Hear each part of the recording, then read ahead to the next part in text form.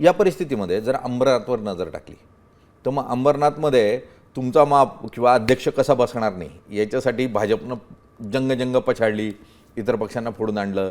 मग तुम्ही म्हणजे मला ऐकायला मिळालं तुमच्याच एका नेत्याकडून की टांगा पलटी घोडे फरार आणि सत्ता परत तुमच्या हातात आली, असं ते जे काय सीसॉ चाललेला आहे तुमचा.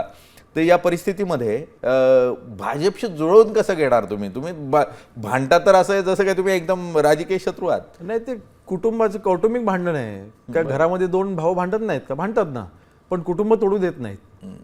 आमचंही तसंच आहे. ठीक आहे, आज अंबरनाथच्या बाबतीमध्ये ते घडलं असेल, अजूनही काही ठिकाणी घडलं असेल, परंतु पर्याय भाजप किंवा शिवसेना.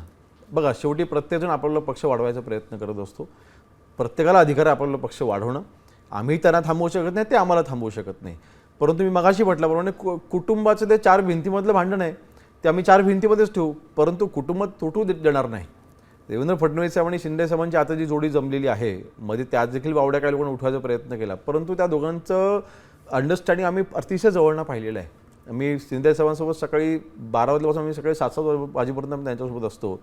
त्यांचं फडणवीस साहेबांसोबत असलेलं लहान लहान गोष्टीसाठींचं अंडरस्टँडिंगचं कन्व्हर्सेशन आम्ही जवळनं पाहिलेलं आहे. त्यामुळे शिवसेना भाजप हे भांडण आहे मी असं म्हणणार नाही. कौटुंबिक आहे, ते आमच्या कुटुंबापर्यंत सीमित आहे.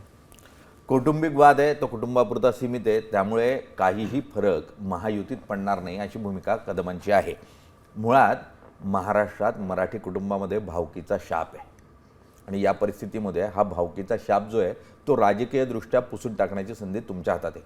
काहीही करा, पण मुंबई महाराष्ट्रावर मराठी माणूस आणि मराठी संस्कृती ही कायम राहील, ही आर्थिक राजधानी आपल्या हातात राहील अशा स्वरूपात मतदान करा.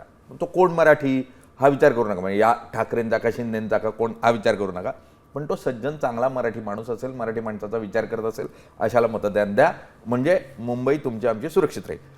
कदमजी खूप खूप धन्यवाद, तुम्ही आलात आणि चर्चा केली. थँक्यू.